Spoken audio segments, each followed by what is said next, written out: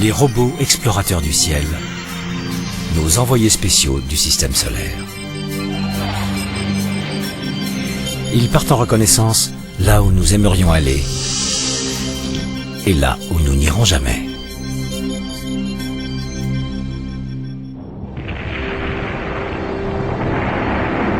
En route vers Mars, la première destination sur la liste.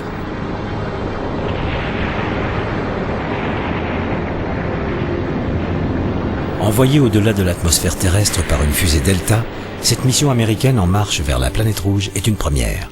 Elle transporte un robot.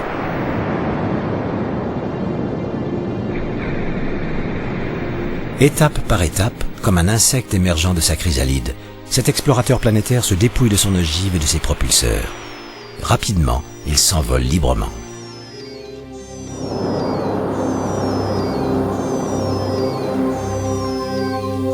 Au fur et à mesure que la Terre s'éloigne, une aile se déploie. C'est le panneau solaire, la source d'énergie du vaisseau qui permet de transmettre ses signaux à la tour de contrôle.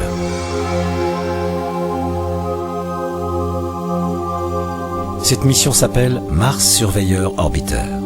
Comme son nom l'indique, elle consiste à se placer sur une orbite martienne et surveiller la planète, ce qui n'avait jamais été fait auparavant. Sur la face cachée de Mars, une rétrofusée vient freiner la vitesse de la sonde Surveyor. Sa mise en orbite est un succès.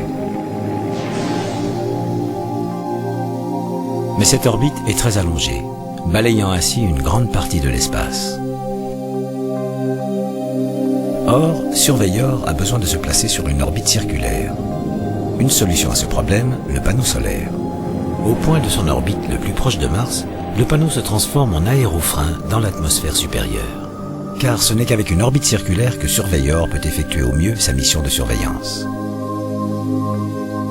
Petit à petit, l'aérofrein réussit ce tour de force. L'orbiteur Surveyor a été chargé d'étudier le climat et le relief martien. Un vaisseau frère s'occupera, lui, d'opérer à la surface. Ce programme s'étendra sur 10 ans. Les lancements sont planifiés tous les 26 mois, ce qui veut dire que lorsque nous arriverons sur Mars, il existera déjà un guide de Mars d'après Surveyor. Voyager, les plus célèbres sondes automatiques, les premières missions à nous avoir dévoilé Jupiter. Ces vaisseaux jumeaux, Voyager 1 et Voyager 2, nous ont envoyé des images très alléchantes.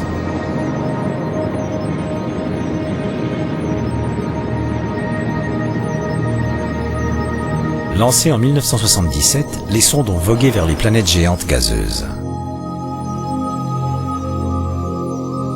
Saturne et ses fameux anneaux.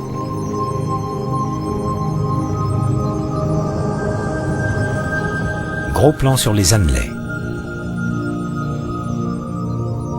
Et cette étonnante approche réalisée par Voyager 1. Saturne a été l'apogée de Voyager 1. Une fois sa mission accomplie, il est sorti du système solaire. Voyager 2 se dirige vers les planètes géantes les plus lointaines. Après un voyage de 5 ans, voici Uranus. Et son petit satellite cabossé, Miranda. Cette animation de Miranda provient des données fournies par Voyager. À une telle distance du Soleil, Voyager compte plus sur l'énergie nucléaire que sur l'énergie solaire. 1989, Neptune, la dernière des géantes. Voyager aura passé plus de 12 ans dans l'espace. Voici une image accélérée du pôle sud de Neptune. Voyager décrit un dernier arc de cercle au-dessus du pôle nord et c'est la fin de sa mission. Un triomphe pour les États-Unis. Voyager 2 se dirige vers l'espace interstellaire. Tout comme son double, Voyager 1, il disparaît à jamais dans le cosmos.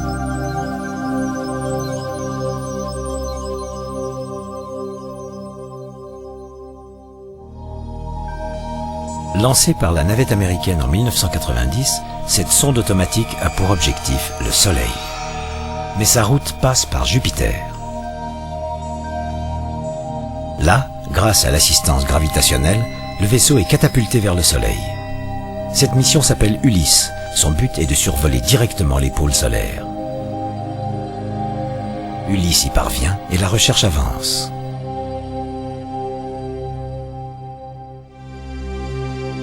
« 1989. Une autre sonde automatique est lancée depuis la navette américaine Galileo. Destination Jupiter. Mais Galileo n'a pas assez de puissance de propulsion. La solution, c'est l'assistance gravitationnelle des planètes, une fois autour de Vénus et 2 fois autour de la Terre.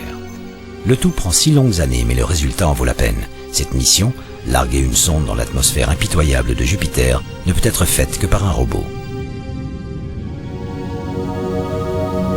Télécommandée depuis la Terre, la sonde se déploie.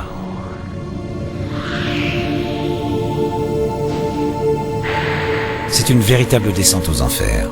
Plus la sonde s'enfonce, plus l'atmosphère est dense. Et plus l'atmosphère est dense, plus elle est chaude. Et les vents sont terribles. Mais la sonde poursuit ses transmissions. Chaque donnée est envoyée au vaisseau mère qui fait le relais avec la Terre. L'atmosphère de Jupiter est une soupe empoisonnée, si dense qu'au bout d'1 heure, la sonde est désintégrée. Tout en haut, la sonde Galileo se place en orbite. Une ellipse gigantesque, mais calculée avec soin, afin de pouvoir photographier à chaque tour les 4 plus gros satellites de Jupiter.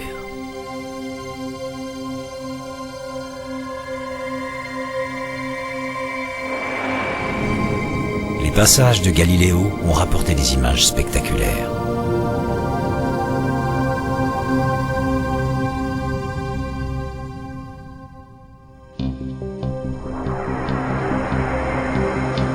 « 4 juillet 1997, l'Amérique célèbre le jour de l'indépendance avec un atterrissage de nuit sur Mars.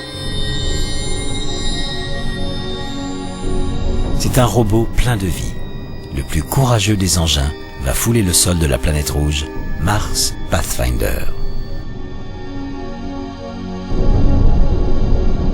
Il se pose sur une ancienne plaine alluviale. La technologie embarquée à son bord nous transmet 16 500 images et plus de 2,5 milliards d'informations. Mais tout d'abord, il y a le dégonflage des coussins protecteurs.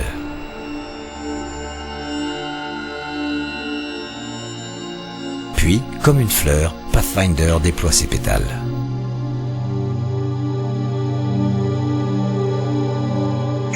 À l'aube, il utilise l'énergie solaire et reprend contact avec la Terre.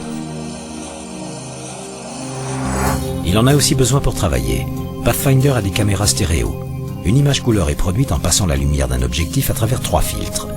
Le processus est répété avec la lumière venant d'un deuxième objectif. Là, il y a 2 images de la même scène. Une fois les 2 images mélangées, on voit une image en 3 dimensions du site d'atterrissage de Pathfinder.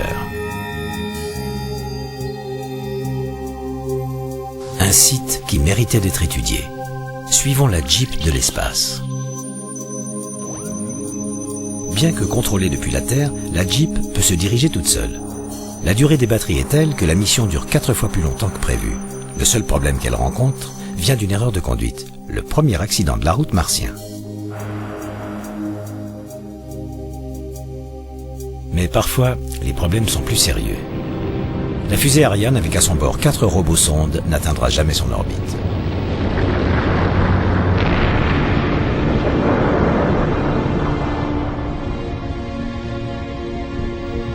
Pas plus que ces engins russes. L'échec de cette fusée implique que les sondes ne quitteront jamais l'orbite de la Terre. Elles étaient censées analyser le sol martien et transmettre les résultats à un orbiteur.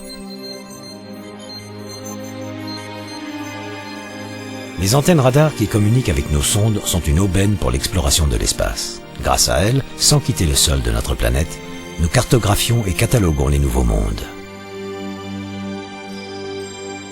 Les Christophe Colomb des temps modernes ont de la chance.